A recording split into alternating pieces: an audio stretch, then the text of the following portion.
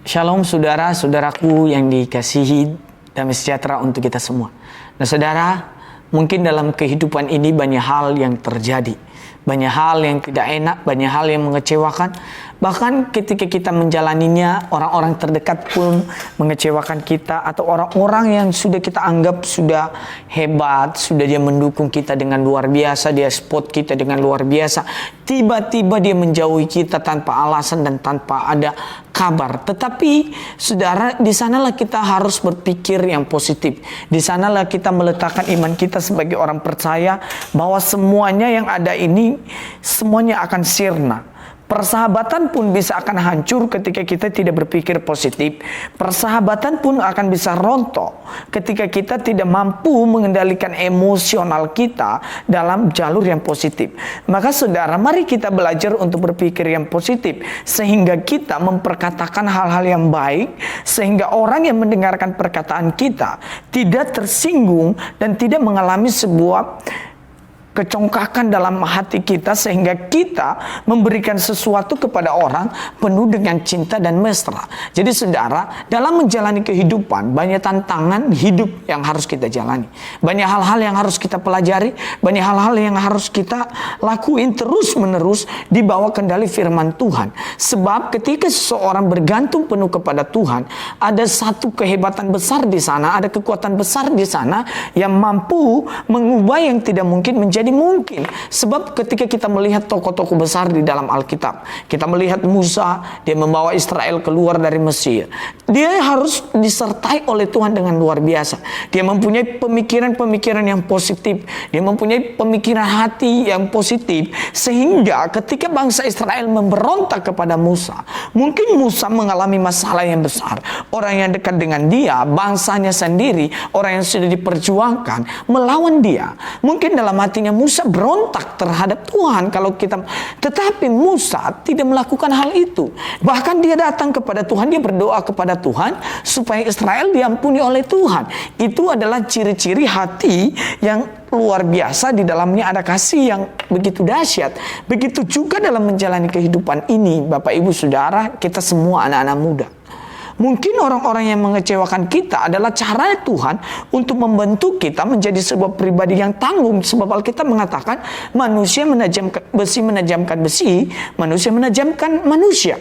Jadi kita memerlukan sesama kita supaya kita semakin tajam, iman kita semakin tajam dan berlomba-lomba di dalam Tuhan. Mungkin saudara ada di posisi sekarang, ada di dalam zona, hatinya sedang marah. Tetapi Alkitab mengatakan, tidakkah kita bisa menguasai diri kita? Ketika Kain meletakkan ambarannya, meletakkan egoismenya, meletakkan kesombongannya di atas kasih Tuhan, maka apa yang terjadi saudara? Sesuatu hal yang terjadi di luar kendali sehingga mengakibatkan kematian, bahkan pembunuhan adiknya.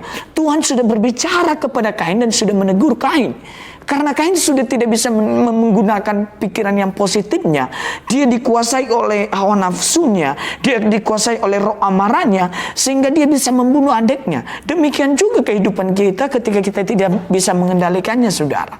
Ketika kita tidak bisa mengendalikan kehidupan kita, maka hal-hal yang kurang baiklah yang timbul dalam diri kita. Sebenarnya dalam hidup kita ini ada sesuatu yang hebat yang Tuhan sedang kerjakan, tetapi kita tidak pernah melihat tangan yang hebat itu. Karena kenapa?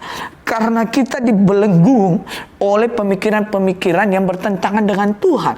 Pemikiran yang bertentangan dengan Tuhan, ketika saudara tidak lagi mau tertarik untuk firman-Nya, menghidupi firman-Nya, tidak mau tertarik untuk memuji Dia, tidak mau tertarik untuk menyembah Dia, sudah tidak mau lagi mau bersekutu dengan Dia, maka kita mengalami hal-hal yang mematikan dalam hidup kita.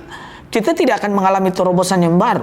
Tetapi coba membuat sebuah pemikiran kita itu kita bangun di dasar Alkitab, sehingga dasar kita benar dalam menjalani usaha, dalam menjalani hidup, dalam menjalani pertemanan. Kita dasari di dalam Alkitab, sehingga kita di kemudian hari tidak pernah mengalami kecewa. Bahkan kita mampu berdoa bagi mereka yang mungkin membuat kita kecewa, yang mungkin membuat kita patah hati, yang mungkin membuat kita merasa kenapa harus begini, dan kenapa harus begini. Seperti Yusuf. Kalau kita melihat saudara-saudara Yusuf melakukan hal-hal yang jolim terhadap Yusuf, tetapi Yusuf mengambil sebuah tindakan yang positif. Dia mengatakan bahwa ketika dia ada di Mesir itu bukan sebuah rencana saudaranya, tetapi itu sebuah penggenapan janji Allah dalam dirinya.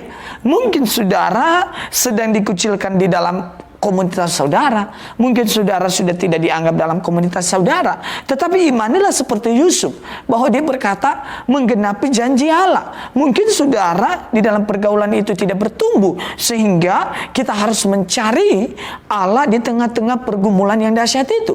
Apalagi dalam menghadapi kehidupan ini, carilah Tuhan di tengah-tengah pergumulan yang dahsyat dan hebat ini, sebab di sanalah tangan Tuhan akan semakin bekerja dan akan semakin mengubah kita menjadi serupa dengan Dia. Yusuf adalah orang yang hebat, Musa adalah orang yang hebat, Daud adalah orang yang hebat, tetapi mereka mempunyai pikiran-pikiran dasar yang positif dan mereka beriman kepada Tuhan. Mereka selalu mengandalkan Tuhan dalam kehidupannya. Lalu bagaimana dengan kita? Masihkah kita memikirkan hal-hal yang negatif? Hal-hal yang negatif cenderung akan menimbulkan pertengkaran yang dahsyat dalam hidup kita. Kita bisa melukai orang lain ketika kita menggunakan hal-hal yang negatif. Tetapi kita bisa membangkitkan orang lain ketika hal-hal positif ada dalam diri kita.